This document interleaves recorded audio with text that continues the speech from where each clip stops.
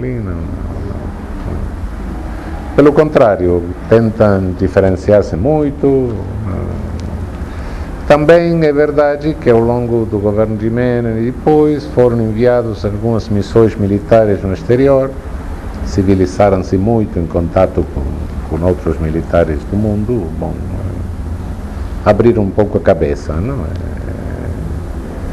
Neste momento estamos derogando a legislação penal militar. Temos declarado inconstitucionais os conselhos de guerra. O resto de legislação penal militar praticamente vai sumir rapidamente. Vamos jogar 2, 3 tipos penais no Código Penal, algumas agravações no caso de ser praticado por militares, e passa tudo à Justiça Federal. E no âmbito militar fica só um código de disciplina, que bom, é um código administrativo para sanções administrativas e mais nada. A proposta que nós fizemos aqui na reforma judiciária foi praticamente nesses termos. O ministro dizia sobre a questão da justiça roçada americana, né?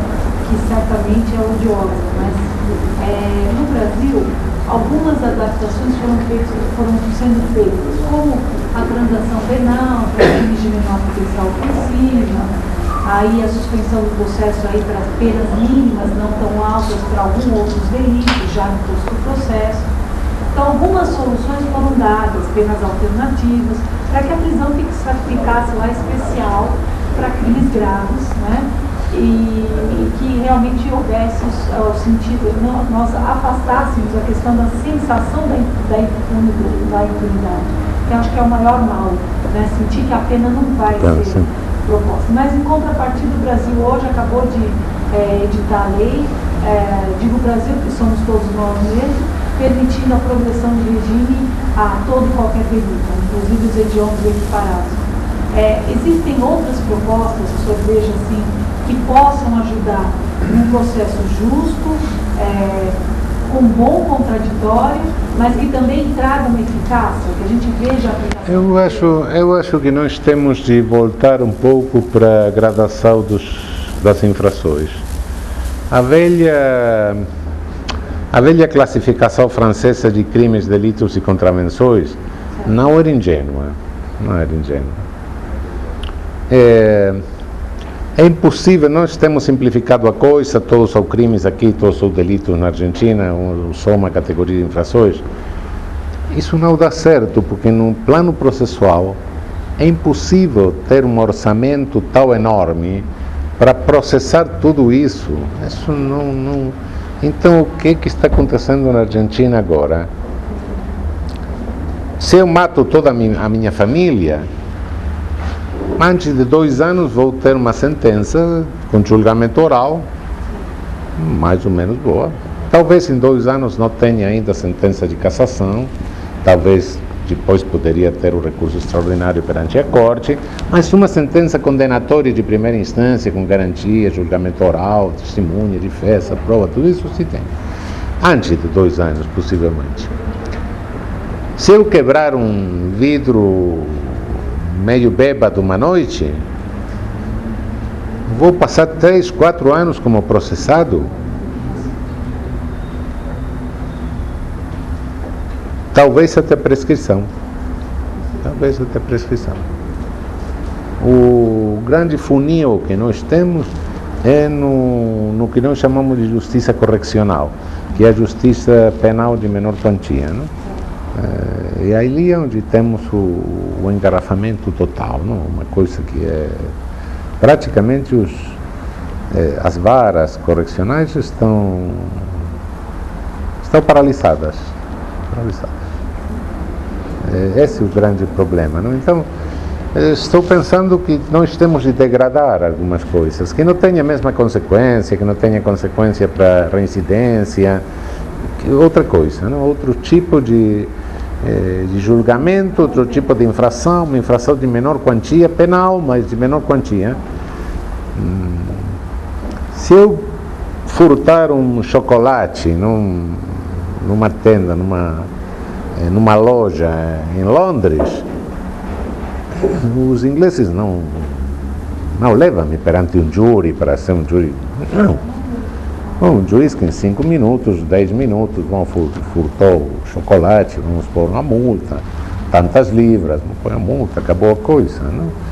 E temos de achar umas infrações. Nós estamos fazendo julgamentos orais absurdos. Absurdos. Alguém que pegou na saída de um partido de futebol, pegou a camiseta do outro, como pegou a camiseta do outro, isto foi força, então como é força, é roubo, não é furto, então já tem de ir para julgamento oral. Temos um julgamento oral de uma coisa que tem um valor de R$3. Não sei o que é isso. Isso é absurda, não.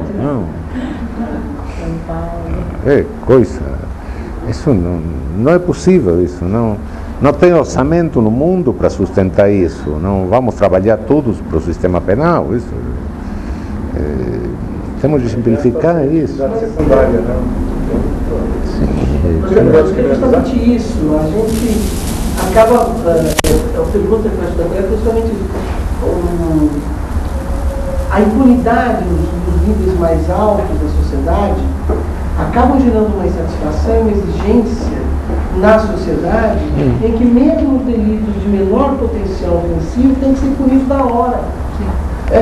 O problema é que esse sentimento de impunidade que nós vemos nas classes cimeiras, que são causam muito mais malefícios do que os de pequeno. Só que a população, a comunidade, ela quer que o cara que rouba o bombom se aplique na hora. Sim, eu acho que não é por. Eu acho que. O sujeito, levar ele lá na frente do juiz, do promotor e tudo mais. Eu acho que isso não é por causa da impunidade do crime de colarinho branco. É outra coisa. A população mais carente está mais submetida ao risco de vitimização. Esse é o problema. Com a privatização policial, a vitimização distribui-se de maneira tão injusta como a criminalização. Esse é o problema. E isso eu não acredito em conspirações, mas acredito em funcionalidades. Se você tem criminalizados que são selecionados da faixa social dos excluídos, vitimizados que são selecionados da faixa social dos excluídos, e policiais que são selecionados da faixa social dos excluídos, é muito funcional fazer que os pobres matem-se entre eles. E é o jeito jeito perverso de controlar a exclusão social. Enquanto matam-se entre eles, não têm condições de pegar consciência, não têm condições de qualificar, não têm condições de protagonismo social, não tem nada. Sim, o desgraçamento social, das relações sociais. É por isso que eu fiz aquela primeira pergunta, se esse desgraçamento das relações sociais também está sendo sentido na Argentina, como nós estamos sem dúvida, sem dúvida. Forma de falar aquela solidariedade clássica. Sem dúvida. O que está acontecendo na Argentina, o que aconteceu, esse processo que nós tivemos, bom,